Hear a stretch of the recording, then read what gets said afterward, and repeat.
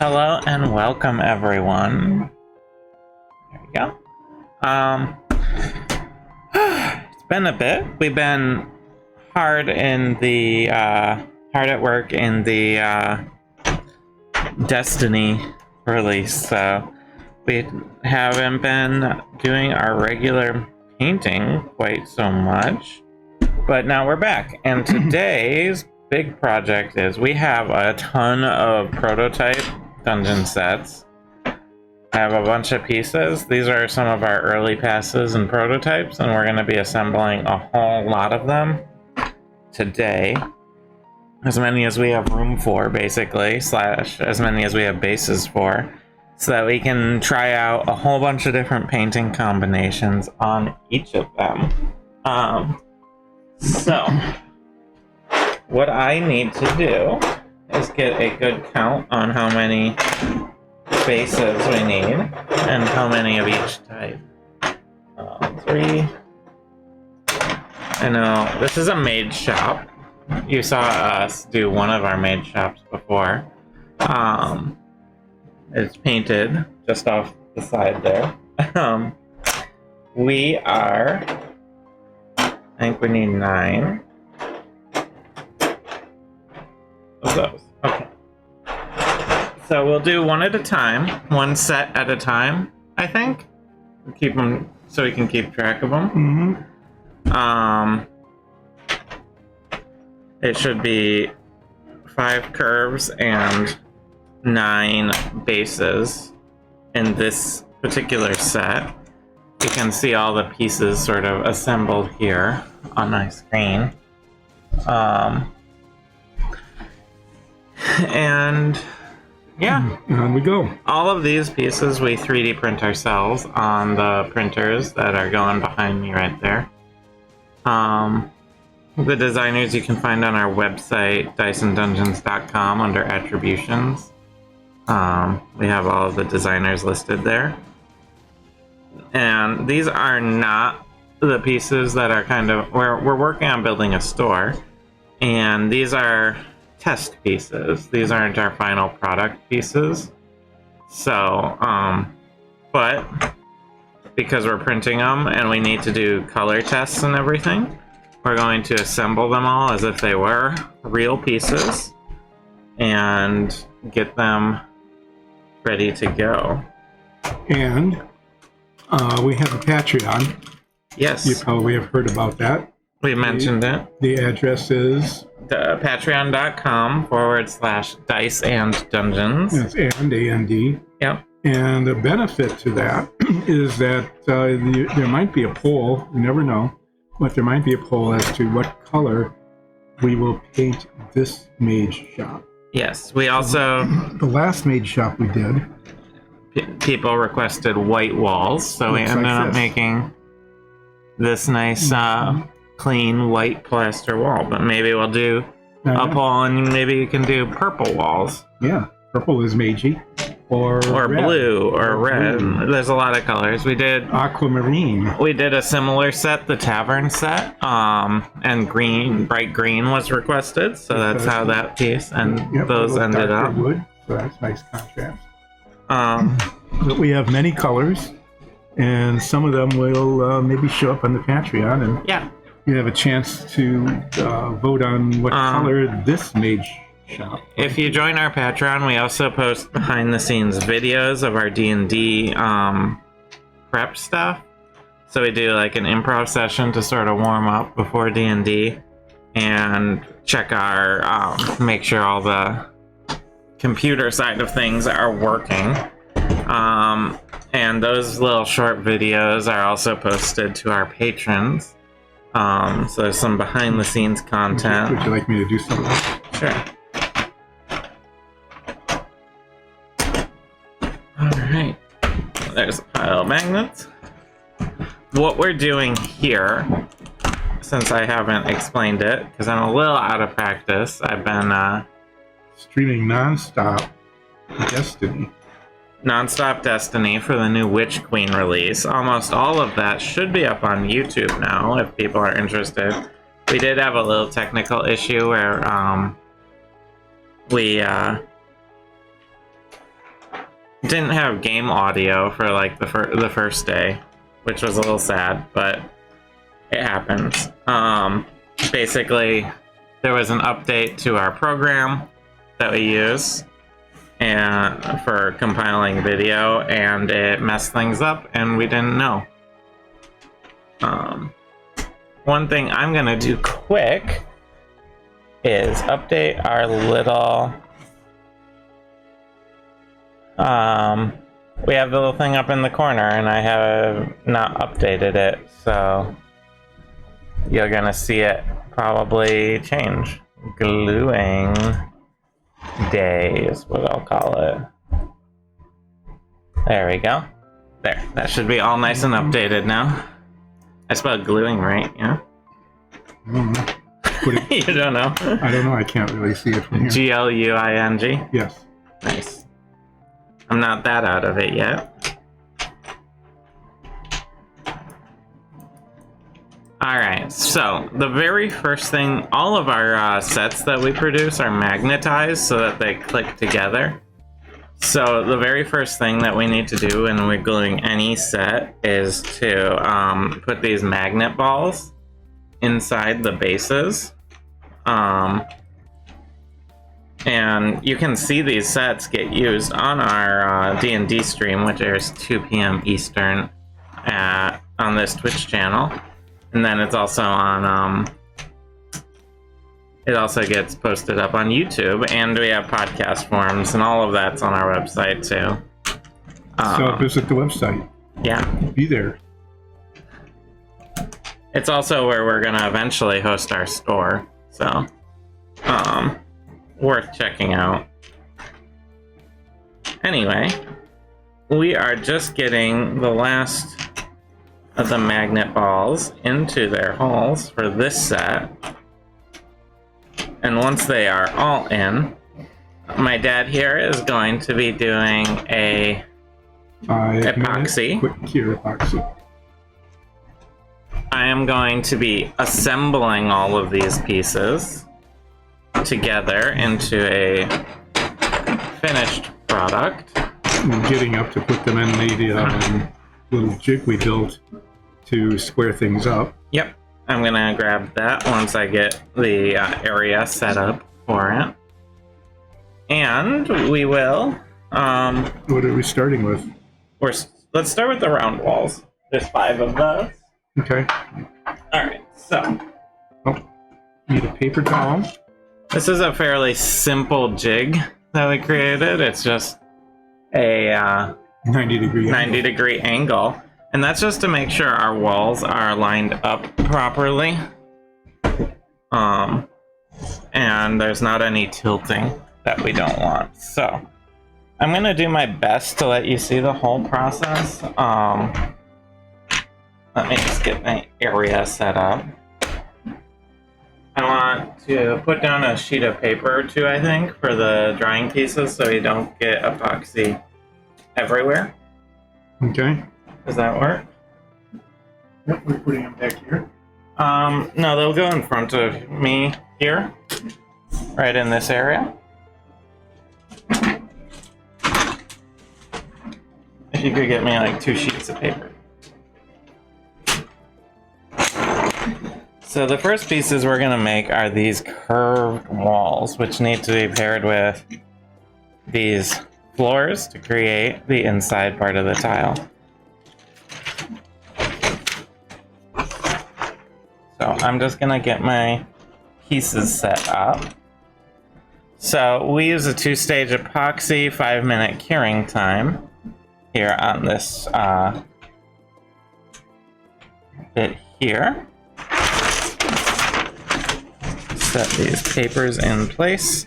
This is just the paper I'm putting down is just so that we don't get any extra epoxy on our work surface.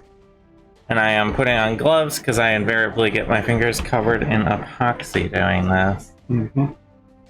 And I'm getting some isopropyl alcohol on a paper towel. That's cleaning up. So before it sets up completely. What my dad will be doing over on his side is mixing the two-stage epoxy. It's an epoxy and a hardener. Once it mixes, you have 5 minutes in this case to get it all where you want it before it hardens up and becomes quite sturdy. And we find 5 minutes is a pretty good time. They have various settings. There's like, I think a 30 minute, a 1 hour. You know, there's other different setting times. 5 minutes is pretty good for us. It creates a good bond, but it lets us move them fairly soon after. And since we're not using anything that needs a ton of adjustment, it works out pretty well. So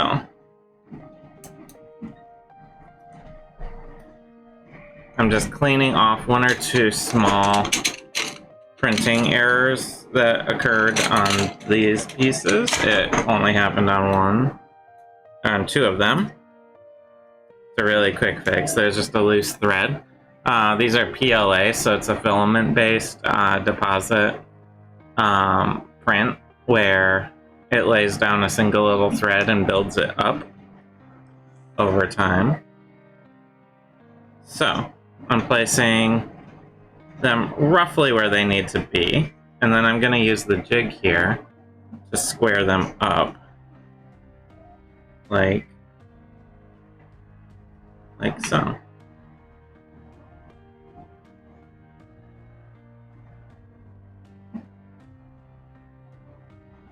And then I'm gonna just slide them down on the jig a little to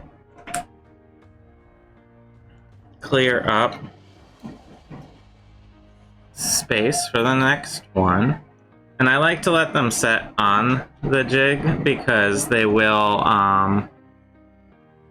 if you don't want to pick them up because it's still quite wet right now. And if you let them like even half set on the jig, it'll just be that much easier to get them off without messing them up. Yep. Be able to move them without them getting basically tilting over, shifting and falling apart and everything, and just making a giant mess of glue. And that's why I wear the gloves.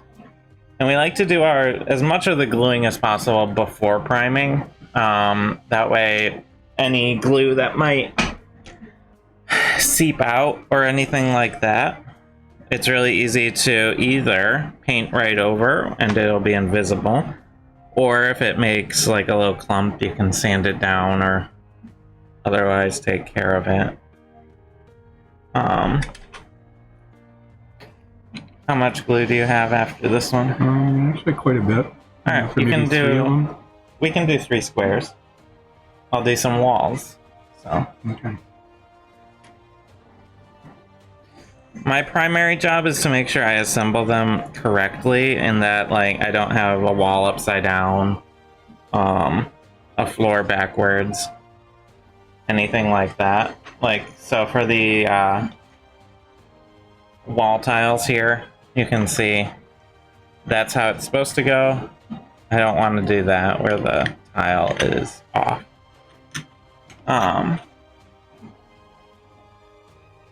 Not too bad. And we have a new system being developed which will make this whole process that much easier. Yep. And the construction a whole lot sturdier. The construction is sturdier, the appearance will be better, and it'll be a little less material. And it'll be a lot easier on us as well. Yep. So, like a triple win. Yep. I'm gonna start running low on space on my jig here.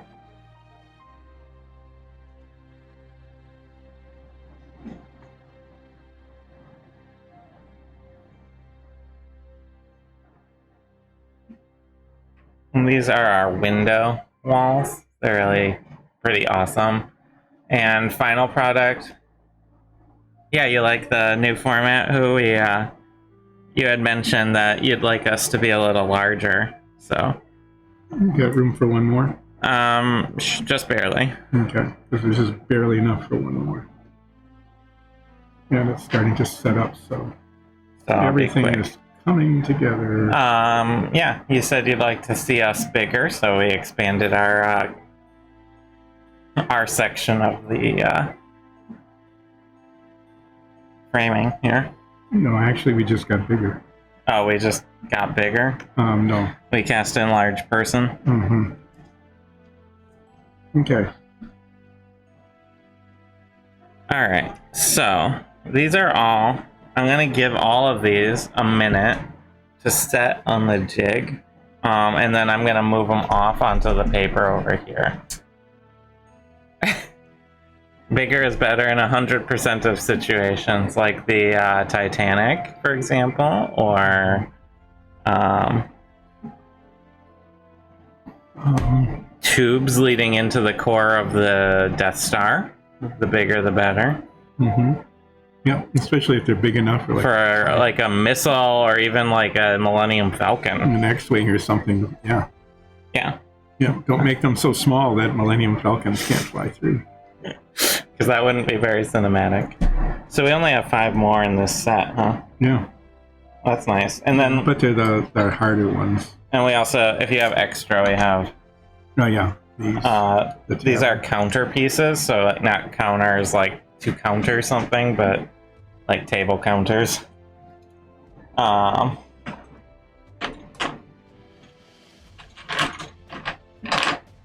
Just getting my pieces sort of assembled and in order.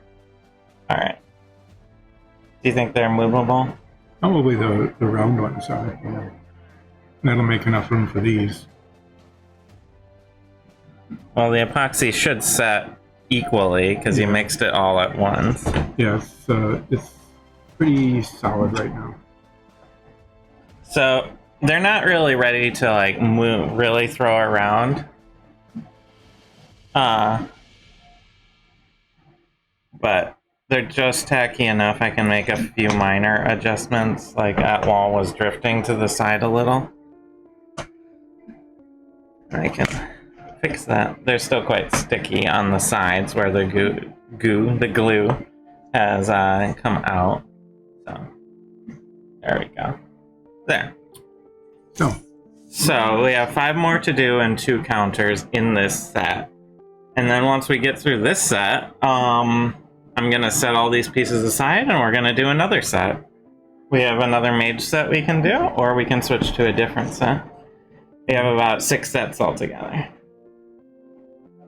So we've got plenty to keep us busy today. And then I'm gonna be buried in the priming airbrushing hole for a while.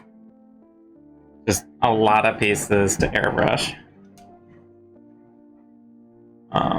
Since these are all getting painted, and I'll airbrush all of them in black, I think. Mm-hmm. Well, and yeah. Because we have a lot of black primer. We have 2 bottles. Well, 2.5. Yeah. 1.5.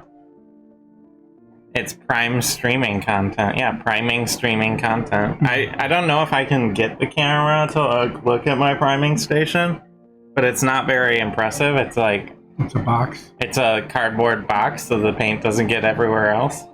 And a mask so that I don't inhale paint. At least not too much.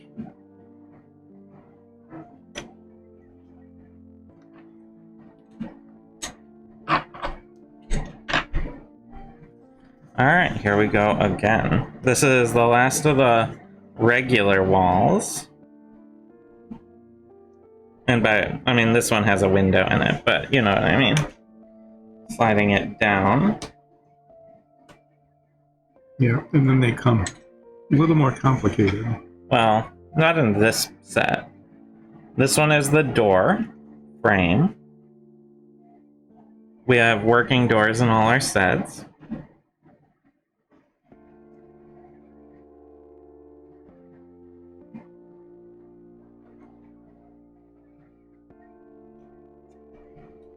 And then, this is a inside corner.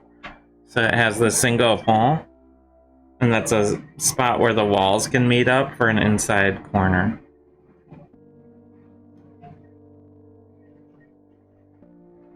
Is it on YouTube? The finished mage set? Yeah. Okay, so yeah, if you want to see what one looks like, it's all on YouTube. We posted it on Instagram, everything like that. Yeah, you can take a look at where the doors were. These are center floors, so they're just the floor with nothing attached to them. Pretty easy. I like them. I wish there were more. These are the bases of the counters or bars. A bar in a tavern, a counter in the mage shop. Yeah. And these are the wooden tops. Yeah. The last one had a tendency to be like off to one side. Yeah. And I am lining it up this ways.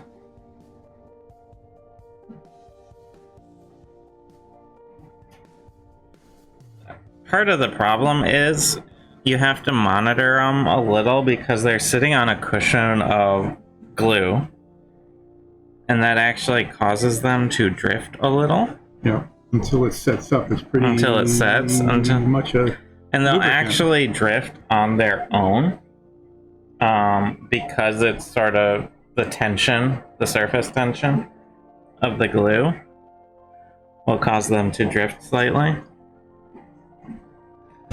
And since there's not as easy of a guide, sometimes it's good to just go back and firm up each piece against the jig. Those are looking alright. Yeah? Mm-hmm.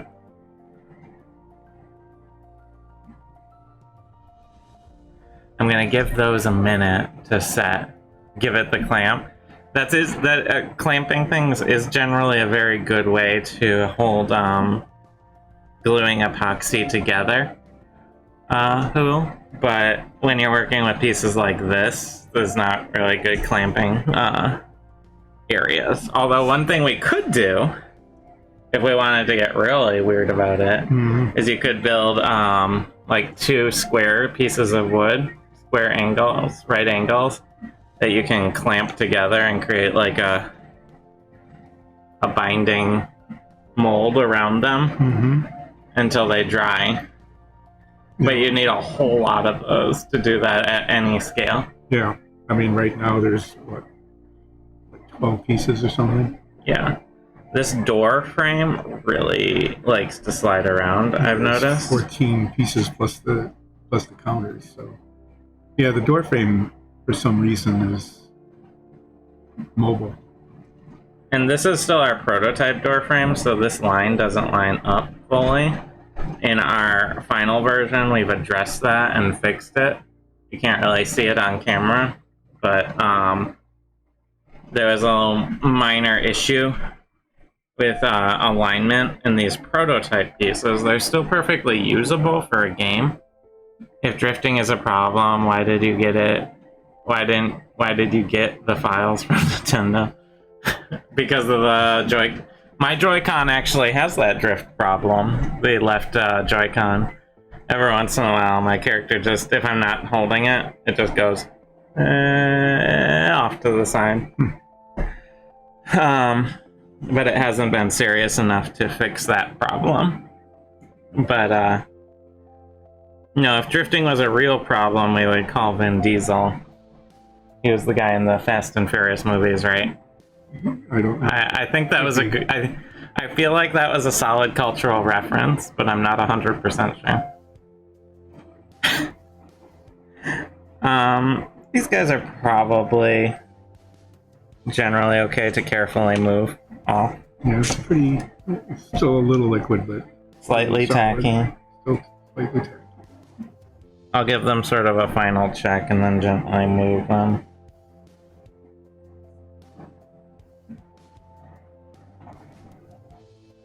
So you're going to do another set? Yeah.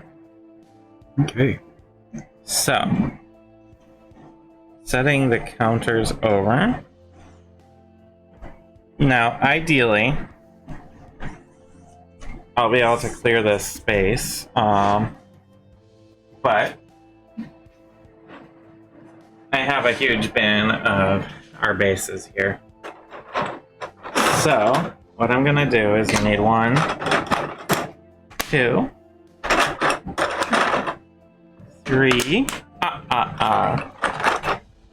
4, 5. Did you like my Sesame Street joke? I know. Are we doing another mage thing? Yeah, let's get the mages done. Plus, the longer I stay away from the tavern sets, the less I have to think about doing the corners on those.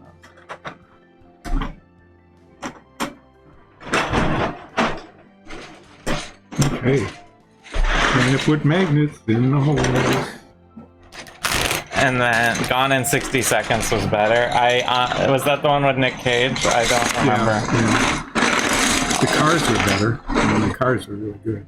Alright, there's another bag full of pieces. Mage set pieces. There's those. I'm just gonna get these quickly organized. So I got windows, wall, window. You can start magnetizing. They're right there. I just need to get all my pieces together. Yeah, but didn't they make like 50,000 Fast and Furious movies and they only made like Gone in 60 Seconds once?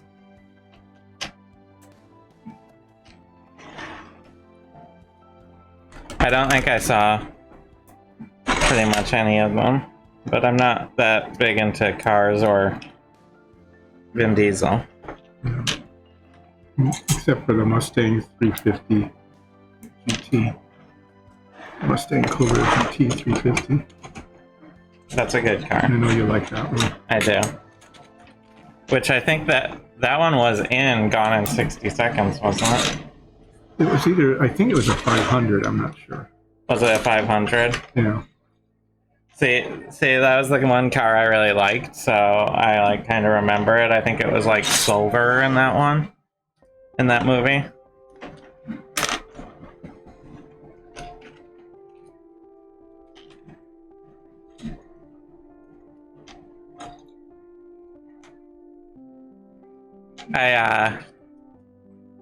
How can you not be into Vin Diesel? He's into D&D too. You know, that is true. I do know Vin Diesel is a big D&D player. And if Vin Diesel would like to play on our show, I'm sure we would be happy to have him as a guest. Mm-hmm. Right? Yeah. He could be a guest. That's not happening. I'm sure. You could at least watch. and tell other people how wonderful it is. And, there you go. Yeah. I'm sure that'll happen. Like an influencer or something. Alright.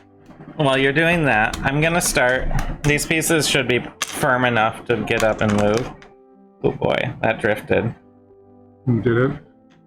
Yeah. I can. It's slightly tacky. I can just adjust it slightly. So, this is a problem that our final version won't have because we've joined the floors and the walls together. But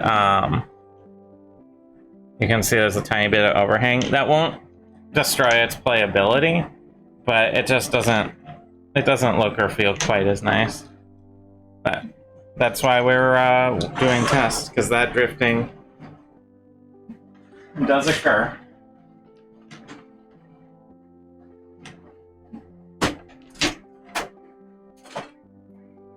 And our print master is gonna be a little upset, but I'm making some room over there for these glued pieces to temporarily rest. Yeah, all of these rounded ones have some drift to them. It's weird. Usually those are the most stable.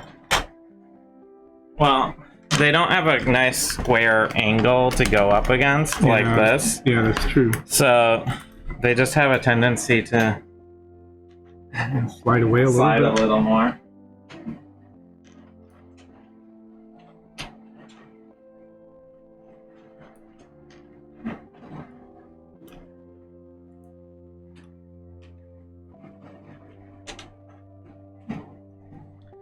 moving all these pieces in back. Sorry. Bumping into you. Mm-hmm.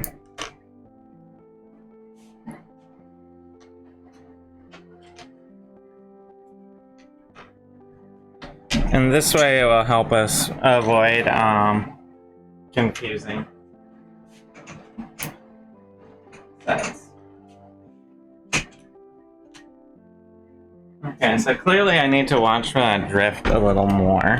Yeah, on the round ones. On the rounded one.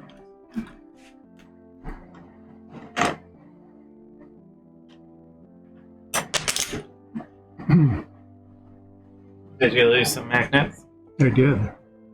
The magnets, for some reason, attract into each other. You want me to bump up the background music? I can do that.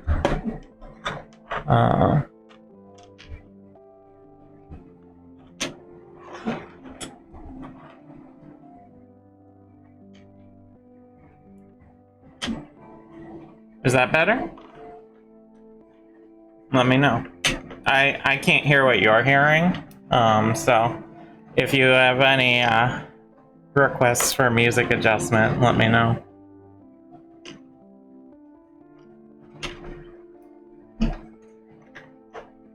Is that coming through a little louder? A little more?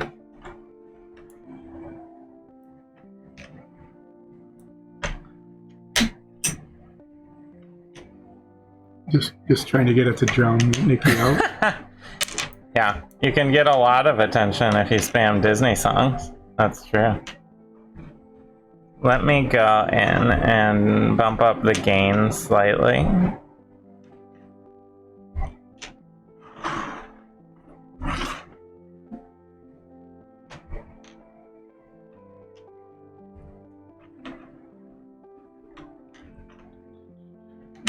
Since you're doing magneting. Yep. We can make those adjustments. Here we go. Okay.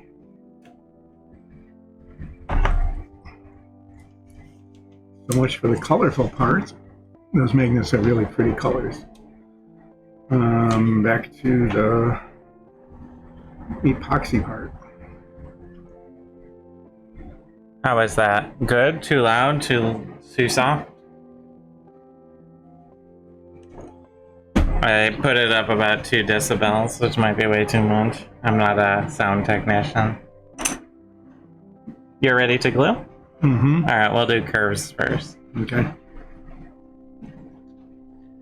And these, I just gotta be really careful on the... these pieces have a tendency to sort of drift. Okay. It's still pretty quiet. I'll put... While you're mixing that, I'll bump it up a little more. What are they saying? They can still hear your voice? Yeah, I know. They need to drown out my hideous voice. So this has a lot of slide to it, and that's what I need to be really careful of. And this is luckily only a problem with the prototypes we're building here. The final versions, this is all one piece, so I can't mess this up, which is nice. Yeah? Mm-hmm. It's always good to not mess up. It's almost as good as being big. Is that what we were saying earlier? Being big is, yeah, good in several cases. In other cases, it's not. Jack and the Beanstalk, that didn't work out so well. For the giant? Yeah. Yeah. Jack and the Beanstalk really is just a story about a home invasion and a murder, isn't it? Yeah, I know. It's like the good guy is the one who goes up and steals stuff. And like kills the giant. And kills the victim of the robbery. Pretty messed up. Yeah. Too bad no one knows how good I am at sliding puzzles yet. Yeah, I don't think that episode is out. And I'm not good at them. I might just be the least worst. That's my claim to fame.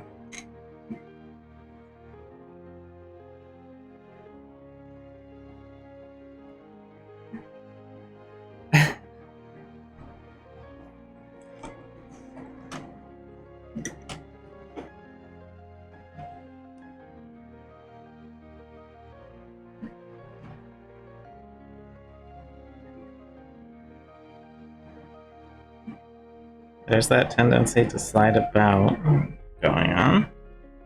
I'm actually seeing it this time. Yeah, you're finding what's causing it.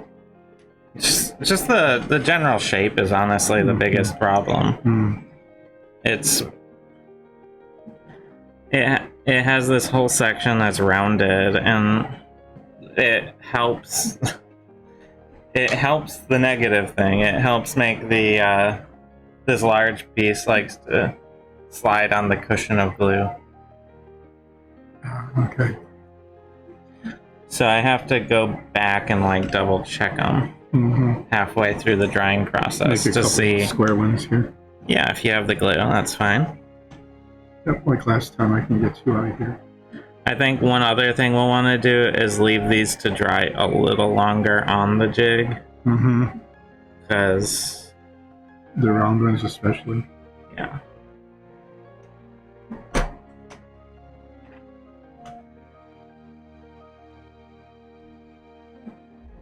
So David and Goliath, that didn't turn out too well for the big one. The story of the Cyclops, I think the Cyclops was kind of a giant, wasn't it? I think it was larger than normal. Yeah. That didn't go so well. Wasn't he the son of Poseidon? Or one of the sons of Poseidon? One of the sons of, yeah. Which is what sent the whole Odyssey going awry, is because Poseidon was kind of pissed about it. Yeah, I think so. Is that all? I can do another one. If we got the glue, we might as well. No need to waste it. Yeah, it hasn't set up quite far yet, so it should be. Giving all of these nice close inspection.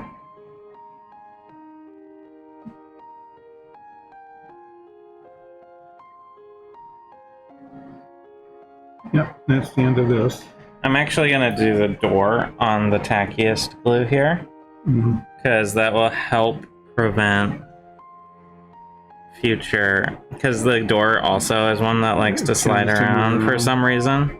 Yeah, even the walls don't that much, but the door does. I don't know why that is, but again, these are all problems that I'm not going to have to deal with in the near future here. Okay.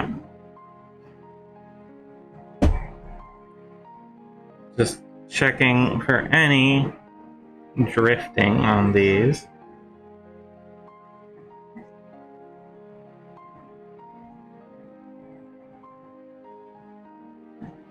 Alright. Gonna get these. Is Poseidon like the DC Neptune? I think Poseidon's more like Aquaman. Yeah. Yeah, probably. Talks to fish. Wears an orange shirt. You know, that's about it. Yeah, what you gonna do if you're in the water all the time? Not like the Jason Momoa Aquaman, though. I'm talking like 1960s cartoon Aquaman. You know, the blonde dork Aquaman. Oh, that one. Alright, I'm gonna give these a minute. Give myself a minute. Yeah. Yeah. That's what real life Poseidon was like. That's why he never really showed up as much as Zeus, because he was a little embarrassed. Oh yeah, because of his hair.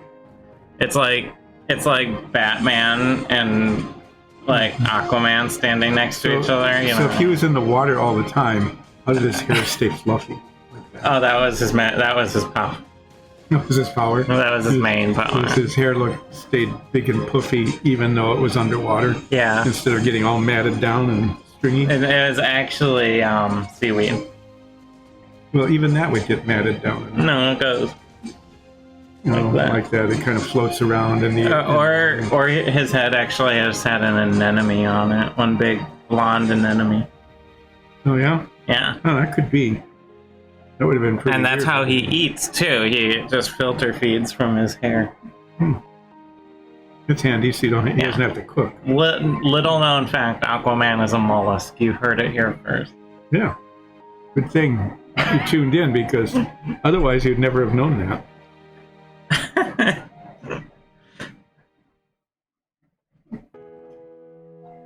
Do you think? I know I'm getting impatient, but I also don't want that to glue to the. Sometimes a little glue leaks out. I want to make sure they're not adhering. Yeah, there is some on the edge. Yeah, we should probably wipe that down before we do anything. After you take these out, this will wipe down the... Do you think they're safe to move? Check the glue. The glue's really pretty hard. Quite hard? Okay. Well, I mean, it'll still move, but... Well, I'm going to move the square ones off, because they're also the ones that leak the most. Alright. And you can wipe this down if you'd like. Mm-hmm. Thank you. Whoa.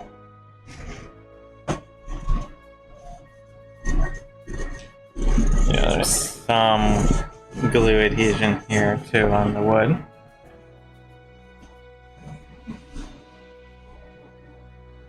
So anyway, just get the whole thing. Alright. So, now we have the second half.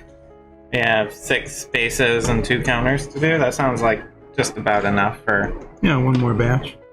For another batch. I'm just trying to get the epoxy off of the jig thing here, so that it doesn't crust up over time. Yeah. Ooh, smells like alcohol. Yeah. Just want to wipe down that side. Sure.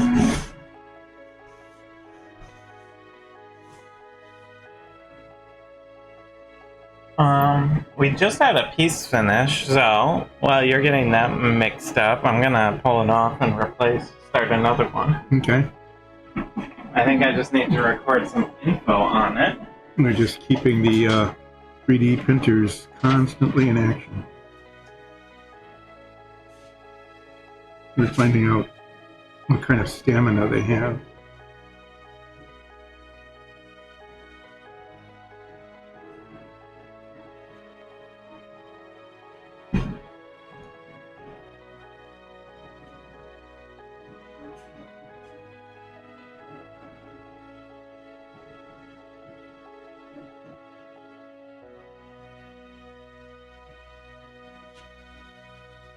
Was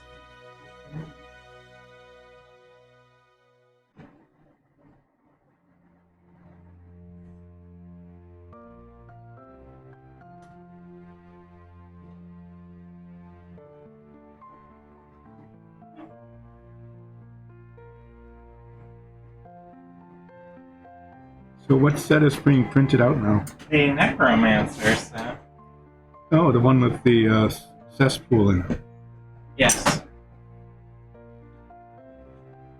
Or the blood pool. Are we going to do a blood pool this time just to see how that looks? Well, we have 2 Necromancer sets that need to be, that we're going to be gluing today from the prototype series. Mm-hmm.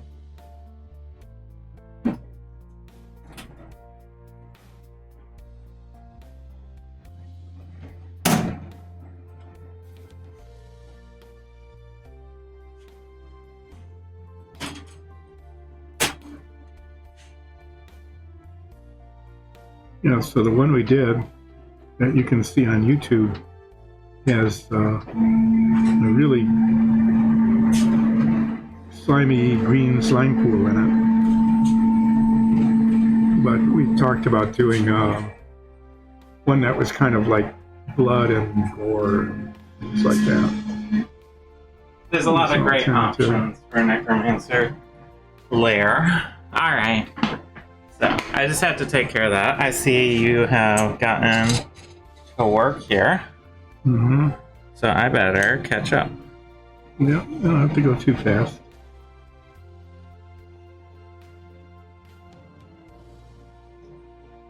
I don't think I can, I guess I can get it a little higher.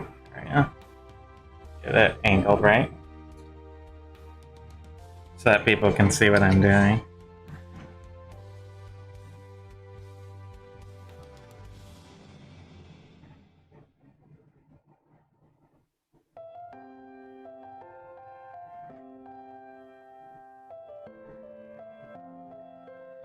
another thing people might be getting to see on here at some point is we're gonna start doing some tests on dice making, like actually making resin dice, you know, artistically done sort of ones.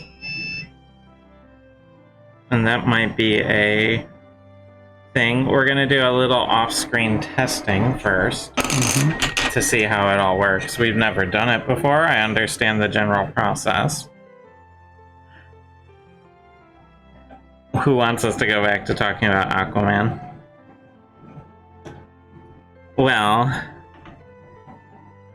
let's see. What is Aquaman's favorite animal?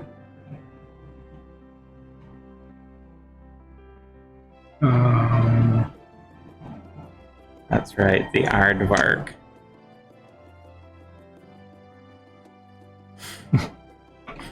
What? Why didn't I know that?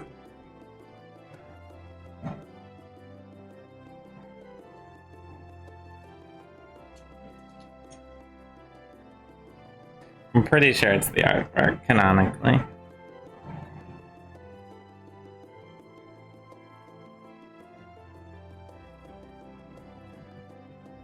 He never gets to see him, so he likes them so much.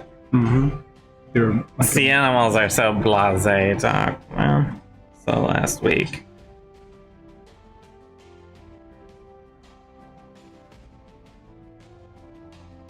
Okay, stepping away. Let them set a little, make adjustments as you see them.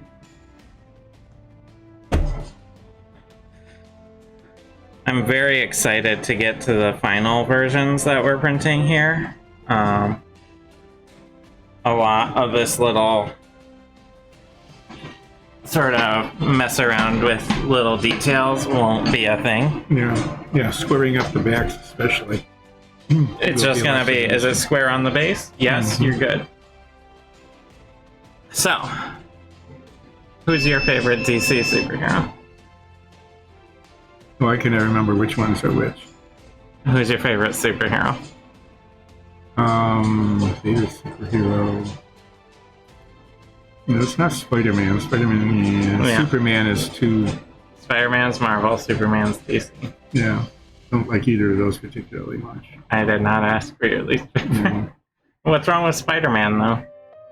I guess Spider-Man, can be okay. He talks a lot, he's cocky, Yeah. You know. Who's your I fan? kind of I like the Deadpool movies. You like Deadpool? Yeah. Deadpool is Marvel. Yeah, he was good.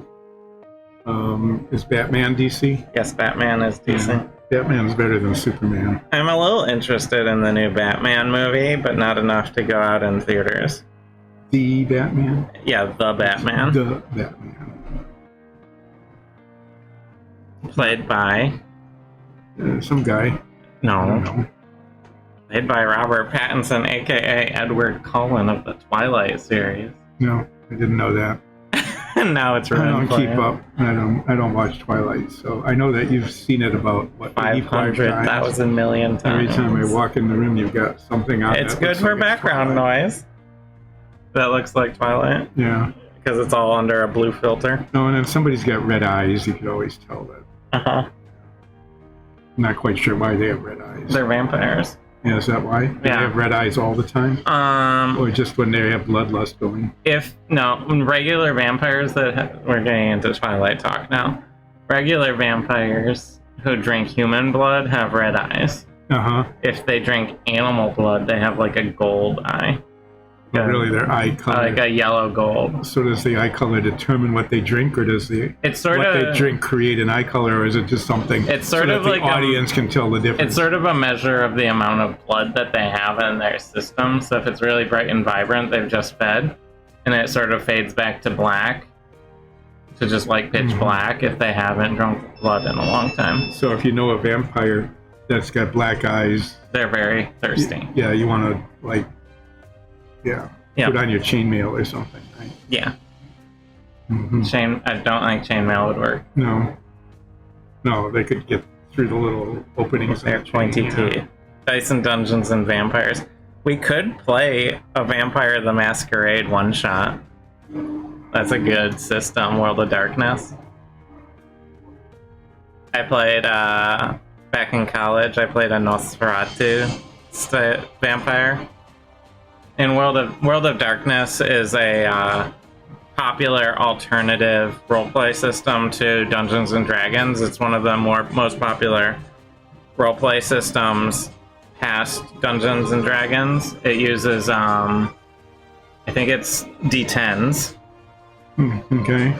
For all of the rolling, and you get like the more skilled you are, the more you have dice you have in your pool to roll to determine successes and failures. Okay. Vampire the Masquerade is like the big one in their series, but they also have werewolves, mages, sort of like shapeshiftery changeling fey creatures, and a bunch of others. And the basic premise is it's set in the modern world, and this is like a secret world adjacent, which is very popular. But they have a bunch of different types of vampires, with like different skills, and it's tied to their bloodline, sort of like the progenitor vampire of that strain. So you can the one that bit the one who bit the one who bit the one who bit you. Yeah, exactly. Like so there's like a strain that's derived from like the Transylvanian sort of like Dracula sort of, and there's like a strain that they're called starts with a G. They're very into like shape-shifting. They're the ones they're like very animalistic vampires, and they can change. They're like that change into a bat sort of. Yeah, bat. But they can also turn into wolves and things. So they do like shape-shifting. The one I played in college are Nosferatu Vampires. They're called. They have big long fingers. Kind of, yeah. They're all, when they get bitten, they get really messed up by the transformation. So they get all like gaunt and messed up and like big and monstrous looking. Yeah. And extended limbs. And like they do not pass as human anymore, sort of like the movie Nosferatu. The Murnau movie. Right. That's why they call them the Nosferatu ones. Yeah. But to offset that, they get like way more immense strength and stuff like that, because they're no longer really human passable, so they have to sort of lurk in sewers and stuff. Oh. I would rather have like attics. Can you lurk in an attic? Yeah, basically anywhere that humans don't see you. Yeah. You know, because it sort of gives away the game. But they're very popular. There's like a whole lot of stuff with like each city has like a, like you'd be like Detroit or Chicago or something, right? Like Chicago would have a vampire lord that sort of rules that region and keeps all the vampires in line in that region, and there's a lot of politicking and stuff. Oh, yeah. There's also a world of darkness. Sounds like a U.S. city. Yeah. There's also a world of darkness for playing a human hunter of the supernatural. You know, like a Von Helsing type. I think these are okay to move. I always really liked Mage the Ascension. Was the one that I was really into. It's got sort of, to put it in modern pop culture terms, it's sort of like Doctor Strange. Oh, okay. Where they're humans who are magic, and you have to sort of hide your magic from the regular world. And I think the magic is all based in old Atlantis. Like, the mages are from Atlantis originally, and that's where the magic is passed down from, and there was a big cataclysm that destroyed Atlantis. That's kind of their foundation myth. Yeah. But no, World of Darkness is a very cool set of games. They've also done a very good job updating their updating everything to be like more inclusive and less like better than Dungeons and Dragons has, honestly. Yeah, there's less racialism. So we've got two mage sets done. I'm gonna move these off, and then we're gonna decide. You want to do Necromancers next? Necromancers are okay. All right. There's a lot of walls on a Necromancer set. But a fair number of just plain floors, too. But are there like only 2 curves? There's 2 curves and a lot more straight, basic walls. Yeah, and then some corner walls. Yeah, these curves turned out a lot better. I'm happy with that.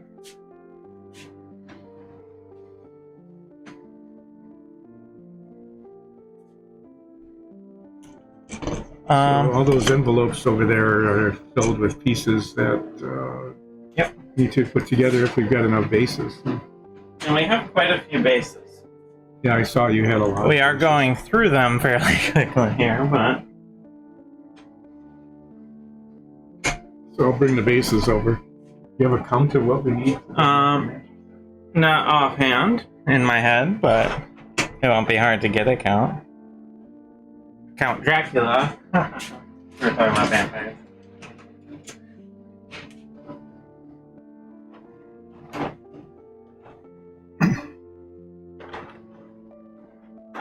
Okay.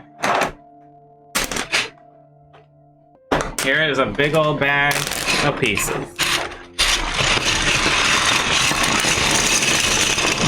Just like opening a model kit, but without directions. Or little bars holding all the pieces together that you have to snip off. Right? Or you get a Lego set, and instead of opening it up and sorting the pieces out carefully, you put them in a big dump in the middle. Yeah. Oh, that's fun. One corner. And maybe you do it on a thick pile 2 of carpet corners. so that the pieces get in there and you can't get them out. Curve. So you have corner. 4 corners. 2 curves. Corner piece. Wall.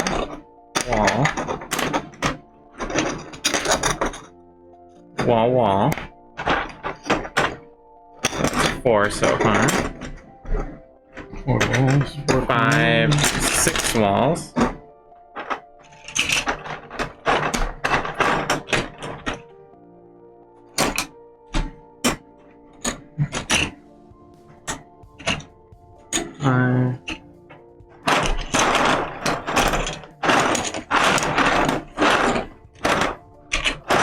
We need 1 big 4x4 square for the pool. There's none of those in there. There's another drawer of bases. They're probably in there.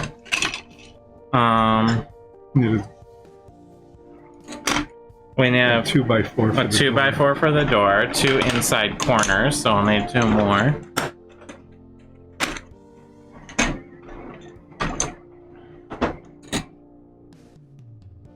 That is a lintel and the sarcophagus. Do not get glued, so I'll toss them over there. A roundy. Inside corner. The doors are not getting glued right now, so we'll set those aside. Alright, so we just need 1 big piece for the pool, right?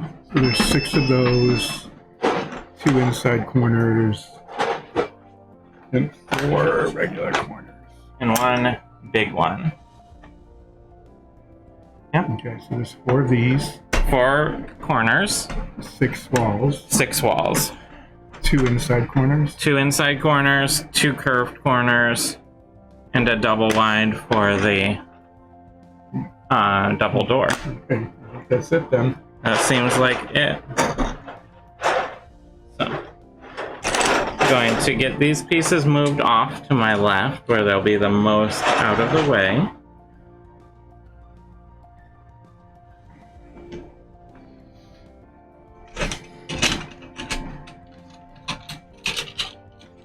Unfortunately, these aren't the joined together pits, so they're going to be a little annoying to me. You're going to want a little thing underneath them, I think.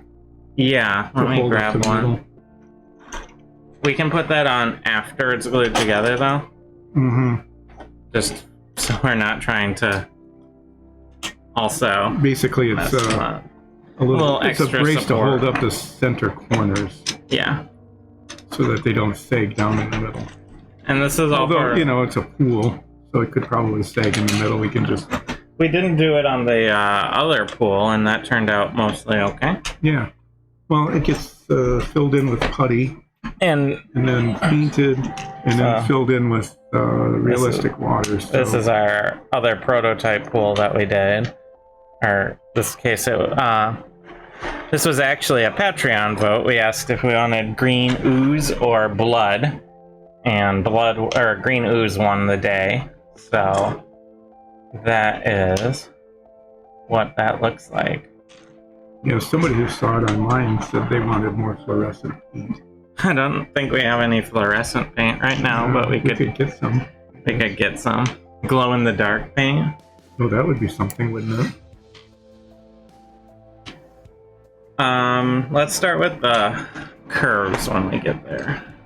Yeah, well, we're quite a ways away from that. So. Yeah, I'm gonna start loading up the big one. What's kind of interesting is this Necromancer set looks like it's got a lot more pieces and it's more complicated, but it actually turns out to be simpler, easier to paint and detail than the Made Shop. Yeah, glow in the dark paint. It turns out it's hard to put magnets in while you're wearing gloves that have glue on them.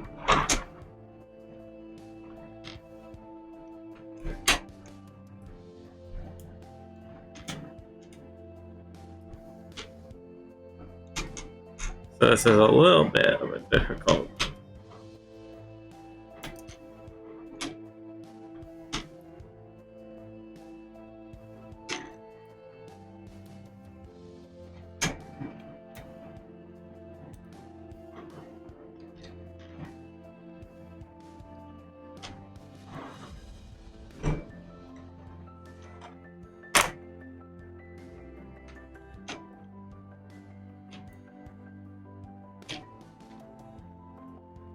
Okay. Whoops. Luckily, if you drop a metal ball, a magnetic ball, first, check whatever's metal below you. Second, sweep around with the magnets with another magnet and you'll usually find it. It's a nice little... That's why if you have a roofer come in and put a new roof on, what they should do when they're done is just take a big magnet. Take a big magnet and sweep all around the house. Because there's nails everywhere. There's nails and staples everywhere. Yeah. Yep. And that way, that's by far the easiest way to find them. The other way is to come back about 40 years later and metal detector. Because we did that, and we went around our yard with a metal detector just for fun to test the metal detector out. And we found so many old rusty nails, 40-year-old roofing nails. That was fun. Mm-hmm. We also found about 23 cents. Yeah, we found a coin, a top pocket find.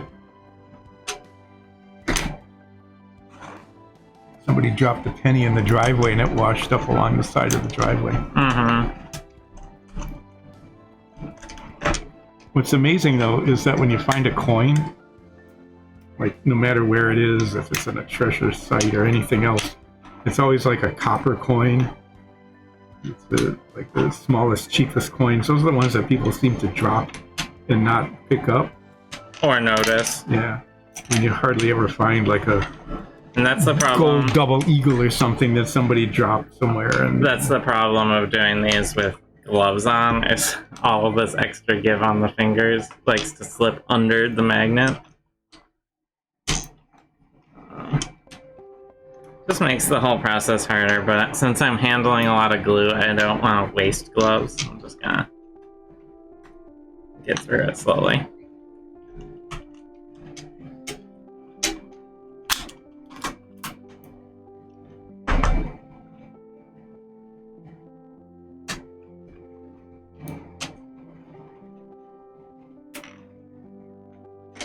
I want to get more magnets soon. Yeah, they're well-seasoned, delicious root canals.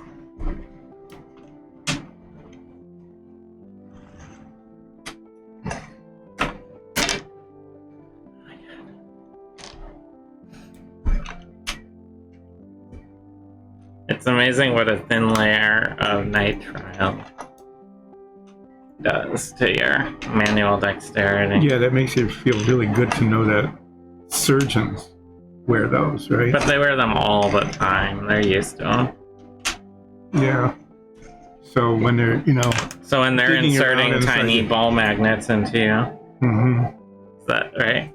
Mm-hmm. That's how surgery works, right? Yeah. That's what holds things back together again when they're Just clamp it together with some magnets. There you go. Yeah. Alright. So luckily, do you want to start off with like the hardest one? With the big one? The big square. Sure. I don't know why I picked it up. Why not? So, this is part of our prototyping that we are also changing, but this is what the pool looks like right now in this prototype set. We're gonna have to piece all of these together like that on a large square. So it'll be a little difficult, but in the future, that's not gonna be a problem because we've addressed it. And you just knock over a bunch of pieces. It turns out if you don't sleep for a whole week, basically, you get a little clumsy. Oh, it'll be a lot of fun tonight then. Yep. So maybe we let have the show tonight. If you tune in, it'll just be a long rest. It's not a tune in. Oh yeah, if you tune in like in 3 weeks or so. Because we pre-record our episodes. Oh yeah, that's right. You're getting confused too. You didn't sleep much, did you? Nah, I don't sleep very well for some reason. Air pressure changes. I'm not sure. End of winter. Yeah, pretty soon. The light and temperatures are all over the place. Oh yeah, constantly. If you have any left after this big square, we can do the 2 rounded ones. Yeah, there'll be enough.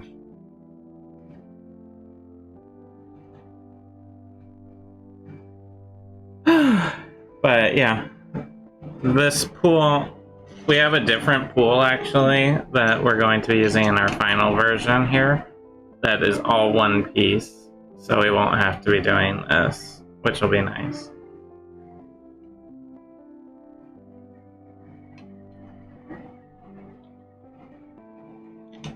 Which will be a little adjustment, but it'll be easier overall.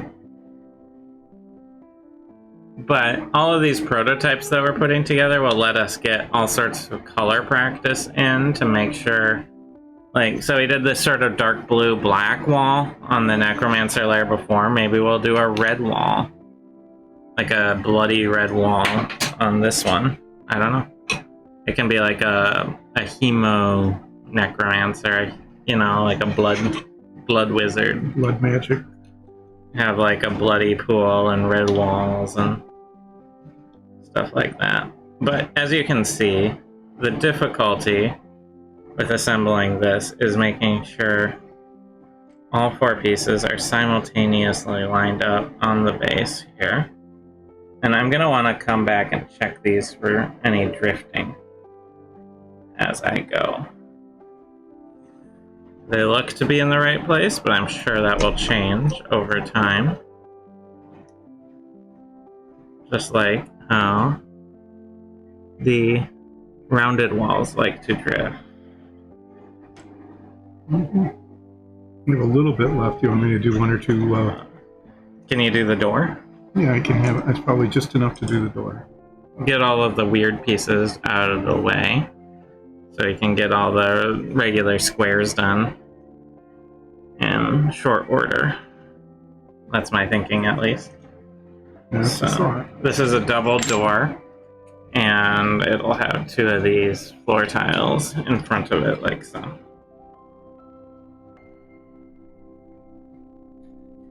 And when you're placing this, the main thing to make sure is that the frame is facing in the direction you want it to be.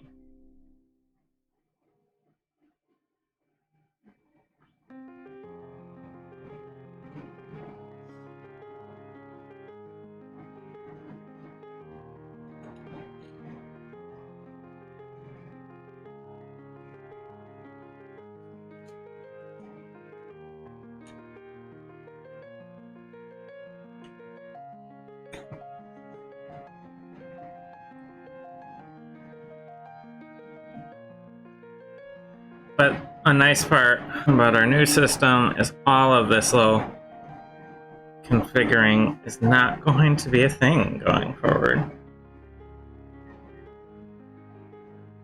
So what we're going to need to do with this big pool is actually put some sealing putty or some other thing to seal these cracks up, because when we put the liquid resin in to make the glossy pool that you saw before, we want to make sure it doesn't leak through as it hardens.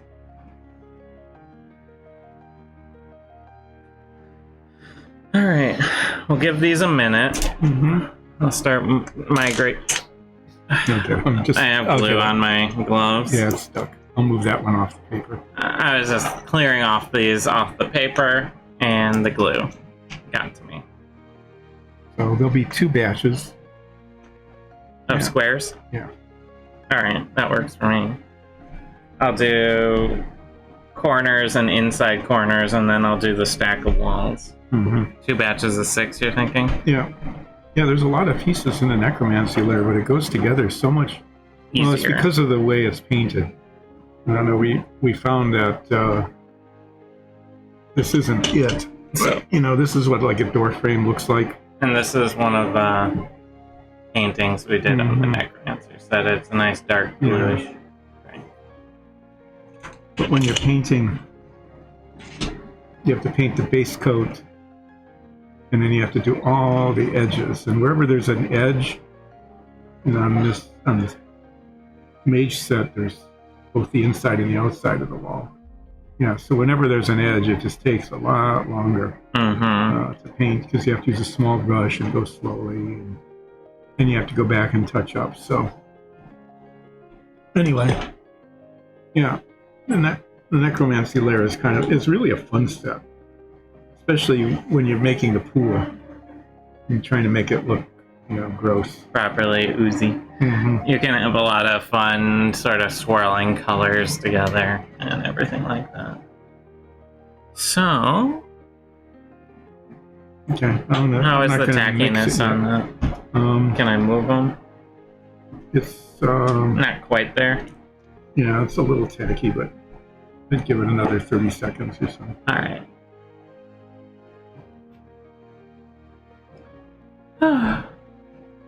At this rate, we'll probably get through the other Necromancer set.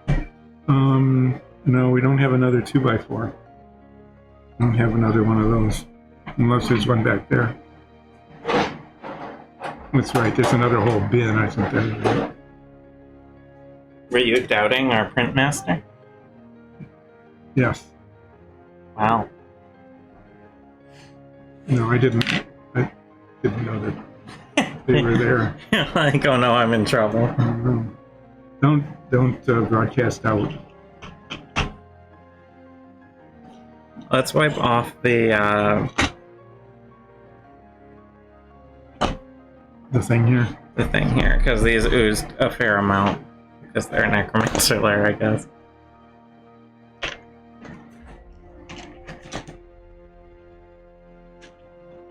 And those magnets are already getting to work pulling at each other. There you go.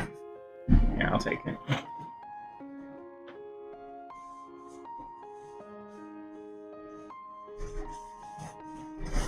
Just removing any excess epoxy that might have formed on those.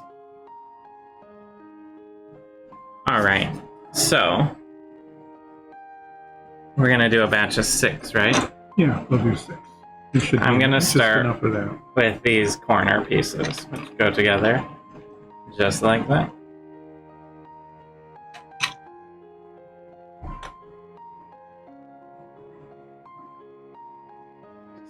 Awaiting the first one.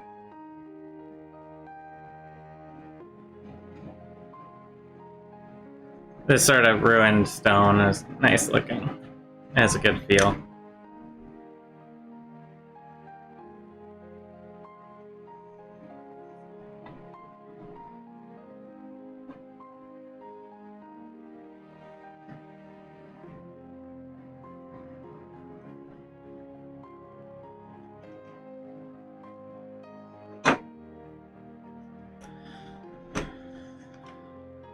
If we can get 4 sets all glued today, that would be pretty nice. I can get to priming them. This is what, our third? This is our third.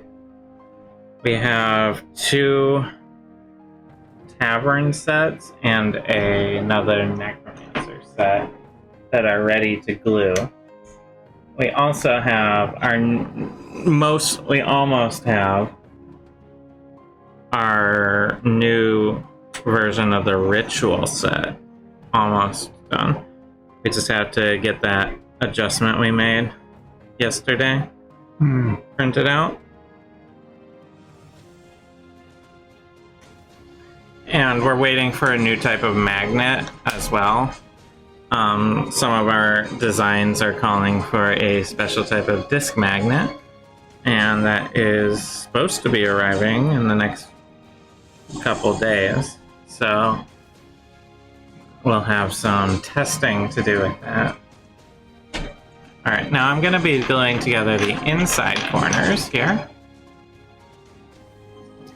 which is just a pillar, basically, in a corner, like so. Very simple.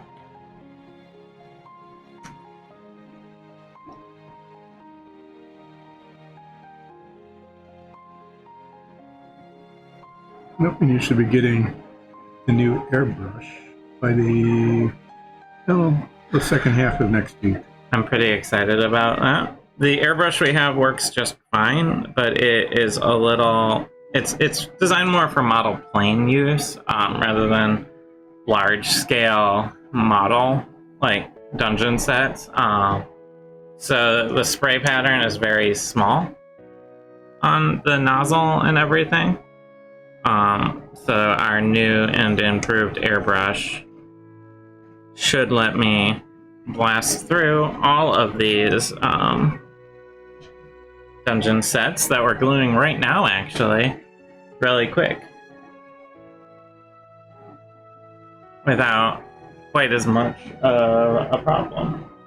So I'm going to give these a minute to set a little so that we don't mess them up. Luckily they're all square based, which is nice. So we shouldn't get that same drifting wobble that we get on the these rounded corners here. And yeah, should be good. Glue days are always kind of like, I don't know, a little manic. A little bit, yeah. There's just all these moving pieces flying around and everything is sticky. Uh-huh.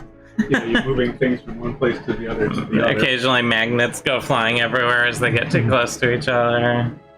Yeah, that kind of stuff happens. Just a little. All over the place. I like these Necromancer set pieces though. So I'm thinking when we paint these, so we went with like a dark blacky gray.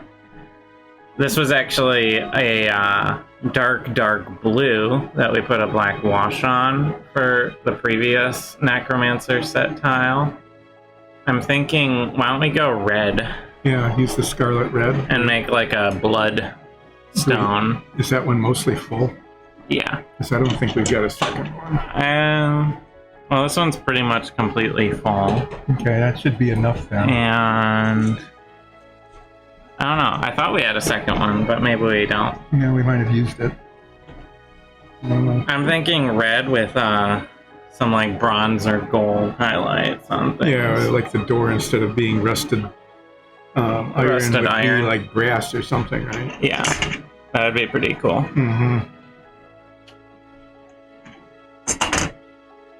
So, on our previous dungeon set, we made rusted iron doors, as you can see here. And I think, yeah, going with like a brass. Oh, there it is. There's another one? Great. Way down at the bottom. It's very separated because it hasn't been opened. Really, that's going to have to shake it. A lot of shaking on that one. I think these are stable enough that I can get them off of here, and we can keep moving along on our Necromancer prototype. So we got 6 walls coming up here. Yep, 6. And these are just the basic wall. So I have a wall piece here. I have a floor piece. They get joined together like so. And that's it. It's really easy as long as you keep the wall at a nice 90-degree angle, which is what this piece of wood is for.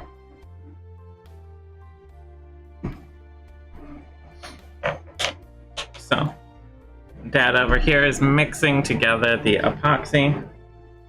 At least it's gotten to the point where, like, I'm used to the hardener smell, so it's not really bothering me anymore. No, it's still gross. It's still gross, but, like... But it doesn't make you gag. I'm not, like, ugh, anymore. I'm not a big fan of epoxy hardener smell, which is weird that I chose to do this. Mm-hmm. But, you know, here we are. Yeah, there might be other brands of this, I don't know. This is what I've been using forever. This is fine. It's what, Bob Smith Industries? No, that's just... Is that the one who sold it? Yeah.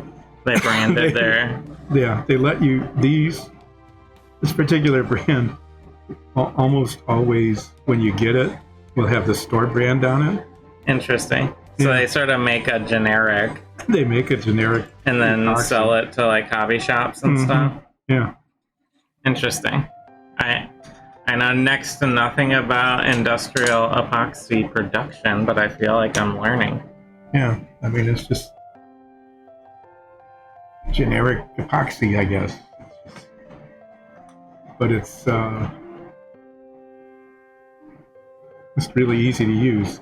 If you've ever watched Forged in Fire... On the History Channel? On the History Channel, yeah.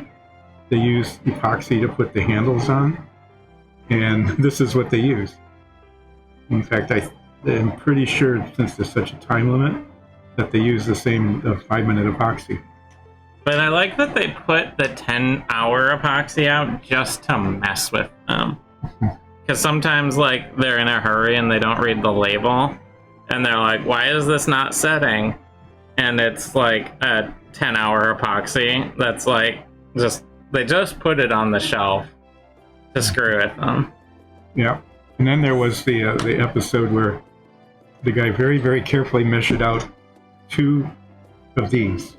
2 hardeners? 2 hardeners, yeah. And didn't put the resin Put the resin. They had two red caps. And you could see it, I mean, because they're pretty obvious. One's red, one's black. There was nothing too hardened. It's just, yeah.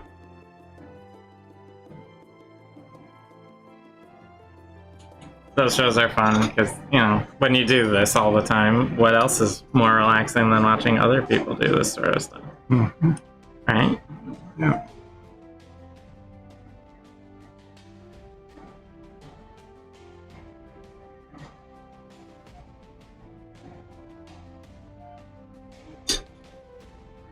All right, and we have about half an hour. We've gotten through this set till 5.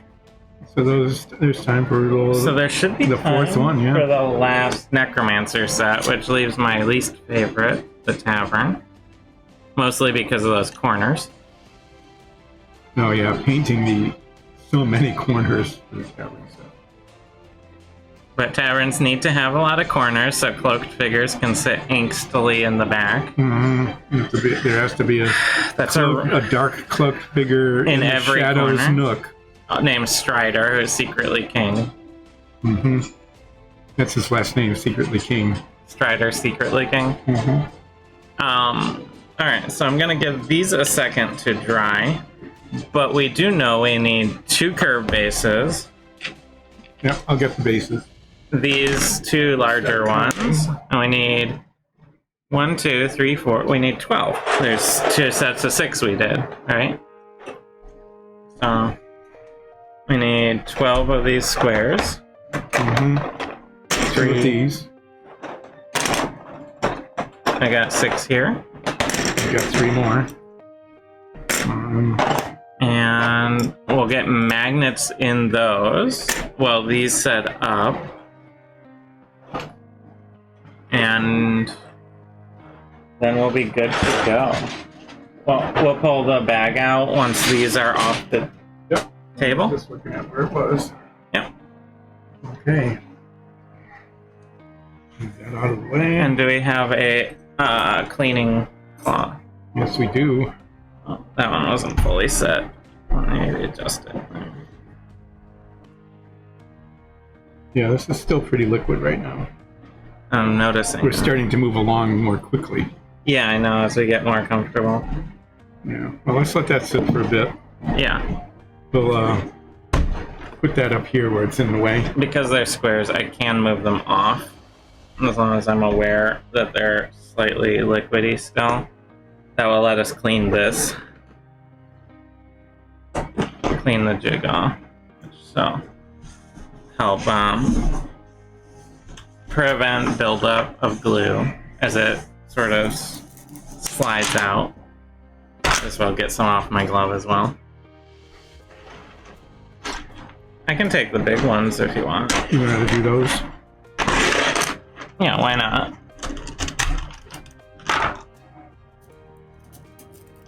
Grab a handful of magnets.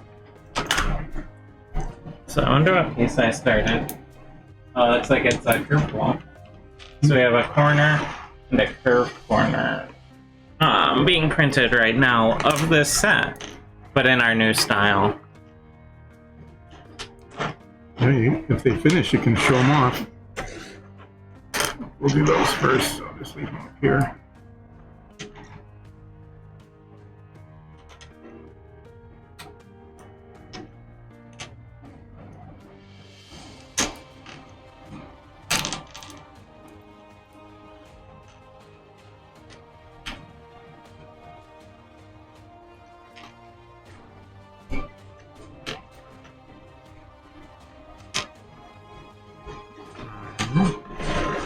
Cleaning some of the epoxy off the gloves has helped.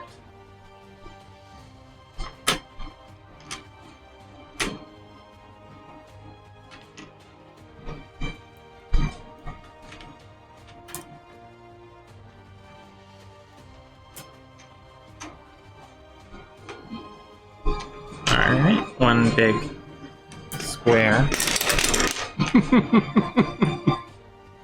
Oh, that was off camera, wasn't it? Yeah. I did all of those magnets, and as I set it down, one bounced out. And almost all of them. Got just to finish it off.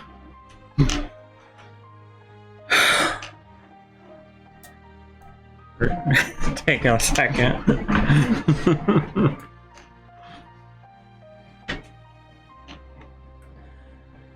Okay, well, that is... That's how those magnets work, in case you're wondering. Magnets pull... How do they work? Magnets pull one another towards each other. It's unless they push themselves away. Or they push themselves away. And if there was a magnet that didn't interact with metal at all, that's called iron. Right? I mean, non-magnetized iron. Non-magnetized iron. Alright. Well, I thought I did a good job. You did. It just rebelled.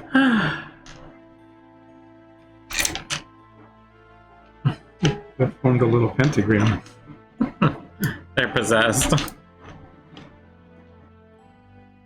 Well, you're gonna finish by the time I'm done with this one. Yeah, but, you know. I'm usually better at this, but I am wearing gloves. That's my excuse. It does make a difference. Alright.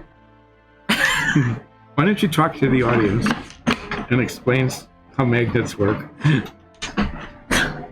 Magnets are imbued with magic from the Fey realm, and that's how they're able to do this.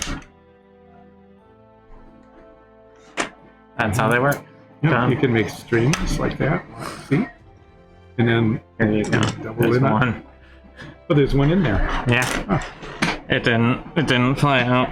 Does that one not work? Oh, it's working. Okay. It works. All right. So, since I'm not doing magnets, I have to think of something to talk about. Yeah. We were talking about King Midas once. That didn't go that well. Why don't I just plug some stuff? We do this painting show Tuesdays and Fridays at 3 p.m. Eastern every week, unless we have some special event like last Tuesday, was the release of Destiny 2 The Witch Queen expansion that we've been playing on this channel a whole lot. Who's hot? Who asks, who is hotter, 60s Aquaman or Edward Cullen? Can I pass? Can I take a pass? No. I don't know who that is. I mean, I know who 60s Aquaman is. Edward Cullen from Twilight. Oh yeah, you keep talking about the Batman. That. I'm never going to remember. Anyway. I'm not going to remember who that is, because I don't care. You can see this show where we do painting, gluing, obviously, and other printing and crafting things. We do those. It's not just me. No, it's not. It's these pieces. Tuesdays and Fridays, 3 p.m. Eastern. So here's a thing to talk about. I'm in the middle of an ad. You're doing a promo. I'm doing a promo. Let me get through it. Okay. So Tuesdays and what? At 9 p.m. Eastern, Mondays through Thursdays, my wife Lexi and I play play video games, typically Destiny 2 and Final Fantasy 14. You can check that out. We also have our big D&D show that we do Sundays at 2 p.m. Eastern. They are pre-recorded, but they're all live recorded, chat. Off the cuff, live chat, all that. So check those out at 2 p.m. Eastern Sundays. And join in the live chat. We're over episode 40 now, and if you want a synopsis of seriously. If you want a synopsis of where we are in the story, our website is not going to work. We just need to glue it down before it just. Our website DysonDungeons.com has synopses of the sort of story arcs that we've gone through already. You can also find there all of our archive videos. So if you want, and podcasts. So if you want to catch up on the D&D show. Through podcast or YouTube, check us out there, and there's links to all of those. Yeah, and if you want, you can check out our Patreon, where we run polls on what colors we should paint, what sets we should do, things like that. It's patreon.com/Dice and Dungeons. There's also behind the scenes videos of things like our improv warm-ups for our D&D sessions, things like that. We have very silly, weird, non-canonical things in those videos, and they're worth a check out. We post those once a week here, and I'm waiting to see how many magnets go flying as you pull those off. Yeah. So check that out. There's a million promos and ad reads that I just did all at once, and I'm a little tired, so I hope I got through them okay. Yeah, you did that. Make sure you go to Patreon, and you can vote on the colors that we will paint things. And Edward Cullen is hotter than Aquaman, 60s Aquaman, but not hotter than Jason Momoa Aquaman. But you also spelled Colin wrong in chat, so I think it is a unfair question. Okay, I want to mix some epoxy. Alright, I'm gonna move these pieces off. They should be dry now. After my extremely long-winded ad read there.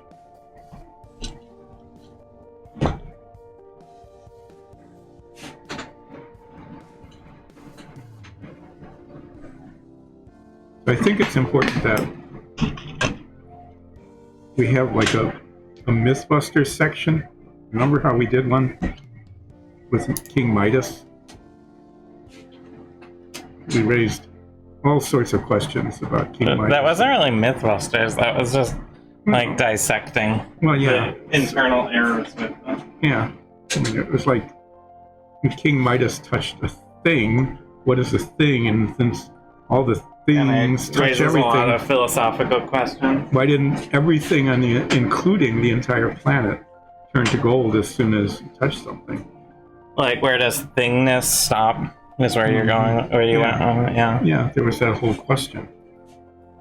It's important to ask those questions. So the question for this last set that we're putting together is Rapunzel. Yeah. Rapunzel, could it really happen? Disney Rapunzel or Grimm Brothers Rapunzel? The part about using hair as a rope ladder. Yes, it can. They actually tested hair rope on Mythbusters. Well, I mean, yeah, you can make really good rope out of hair, but I mean, just what about hair just growing on someone's head? Would you want your hair to be all tight? Well, it'd be like a giant braid, wouldn't it? Yeah, you make a giant braid with your hair, and then you do. Actually, they address the scalp issue with in the Disney Rapunzel. I mean, that would be difficult. Oh yeah, because she had a hook. She had a big hook, and she swung it over the hook and held the hair, so it wasn't pulling on her scalp. Right. It was the hook. The hook was providing most of the support. Providing the support. Yeah. I don't that have was the important pieces. Because. Oh well, that'll slow you down. That will slow me down.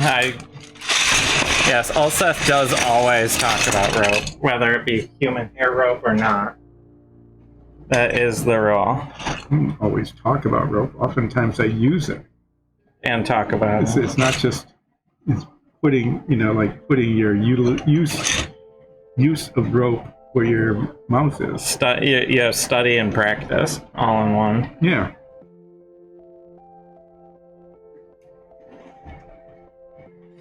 You have to admit it's been pretty handy having that rope around.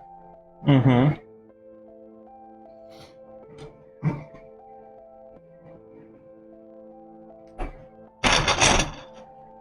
I was not at all prepared for this. No, you were too busy promoting things. And I had to clear off all of the pieces before I could pour out the... To make room. Fortunately, these are very large bases. So they take a minute.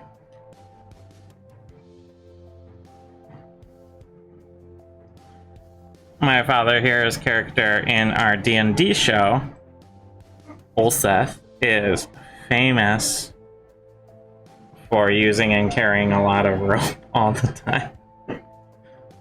Mm-hmm.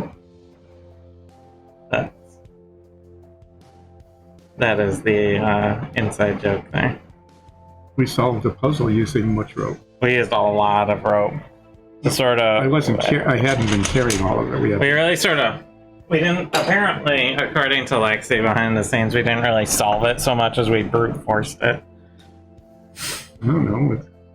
There was apparently a more elegant solution than tying 1,000,000 feet of rope to hooks and then putting an ox on top. On the intersection of the ropes to weight it down so that apparently 21 levers were pulled down simultaneously. Apparently we went in a direction she did not design it for.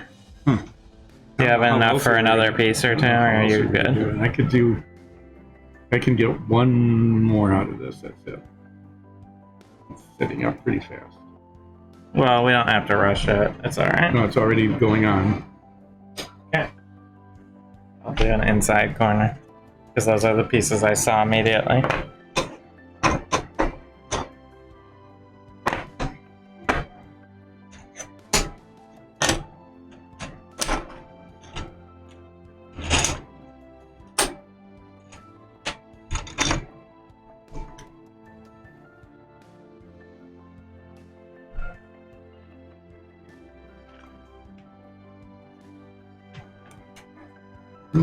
I thought our solution was actually pretty elegant. It was effective. I climbed on top and turned into a 1,000-pound ox. Yeah, that was enough weight to make it work. Anything that involves dropping an ox on it, I don't know technically can be called an elegant solution. You didn't drop an ox. You climbed up, and as you were standing there, you turned into an ox. That's hardly dropping. I got the job done. I'm not saying we did it wrong. I'm just saying we didn't do it the fancy way. Mm-hmm. Yeah, and we had a cat jump up to grab the ball. Jump off of the ox into the air. Okay. Just getting my pieces in order because I was a little not prepared. But we're making good time. Yeah. Not enough time for another set, but we'll have gotten 4 sets assembled all in one day, which is pretty good. When you have all the pieces ready to go, you can really fly right through it. So I'm going to put our parts drawer back.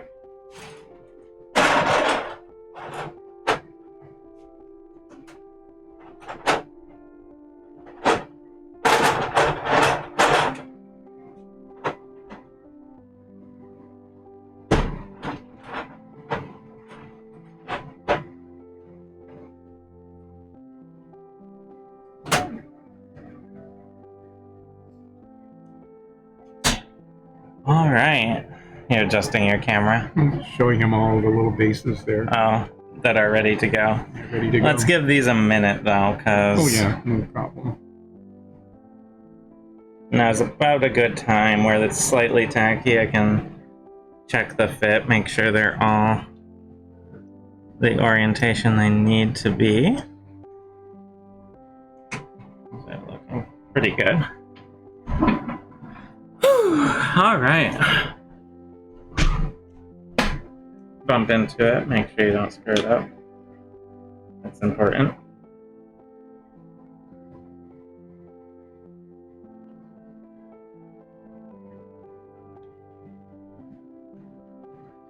And then we might have time to put a little center in on the pools at the very end.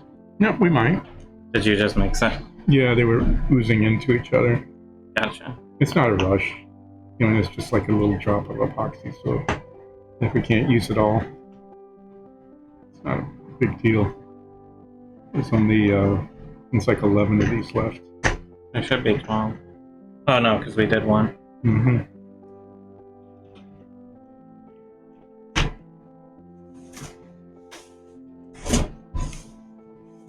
I'm looking forward to the final versions where we don't have all of the You know, they got the inside corners done. These are we just, have one inside corner, 4 walls, and then 4 corners and 6 walls.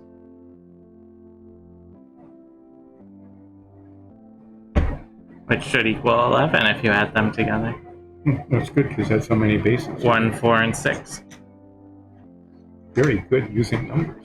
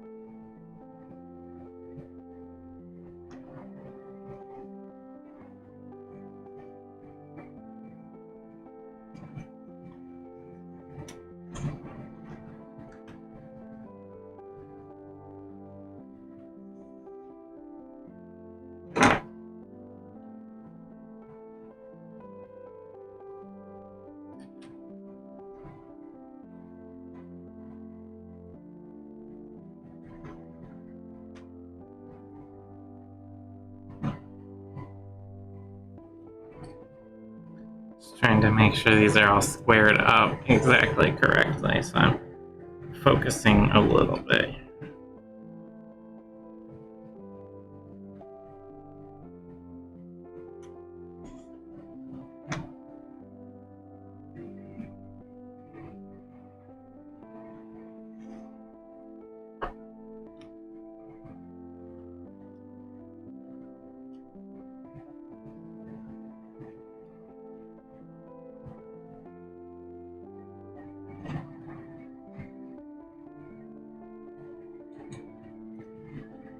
All right. Okay. Is that the last one of this series? Last one on this. Yep.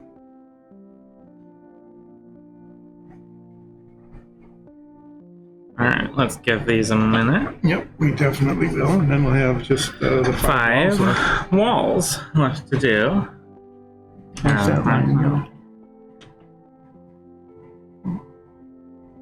Not too bad.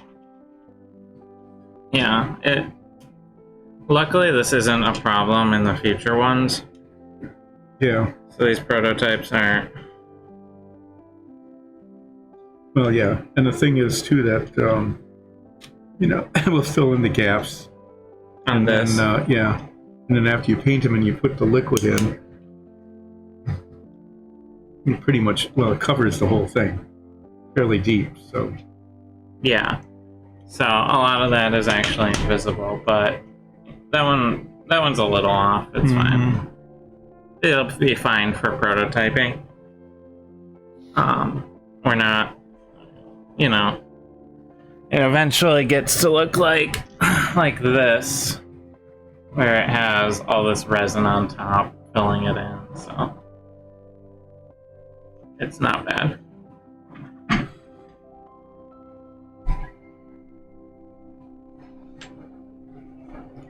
Alright, giving these a second to dry. These look like they're all squared up okay. I'm excited to get through all of these. We just have these tavern prototypes left that we're not going to get to today. So, yeah, all right.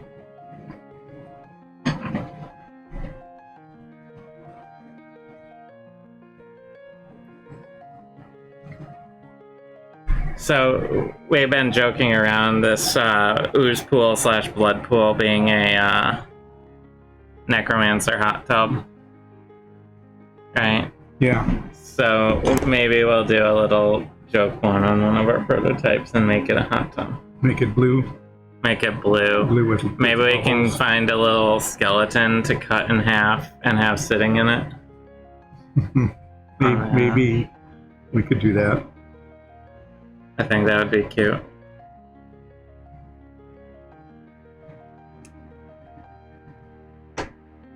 So we're going to make it a spa. Yeah. Instead of a necromancy lair, we'll just make it a necromancy spa. Necromantic spa. Even the undead need to relax sometimes. Yeah. Spas are supposed to be romantic. It could be a necromantic thing, right? Yeah, exactly. Did you intend that? That was a joke that has been made. A necromantic spa. Well, now it's just been made again. Now it's been made to the world. All right, last 5.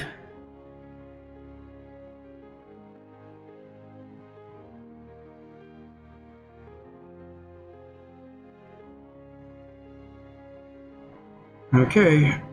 I'm just looking around at all the stuff I have to prime. There's a lot of pieces back there. There's a lot of. So after the show today, I'm not gonna prime them, I think. To this moment, I'm gonna give myself a little, maybe take a nap. But a little break. Yeah, it's been a long. Especially since I've been breathing epoxy fumes this whole time. Right? Right, and you haven't really slept this week because you've been streaming this new show since. Well, it's streaming, it's tax season, and we're trying to get a whole store up and running all at the same time. So it's been a lot. So I might take a short nap, or at least just lie down. After this, but and then your dog's gonna want to play. And then our dog's gonna want to play, of course. That's all she wants is just constant attention. But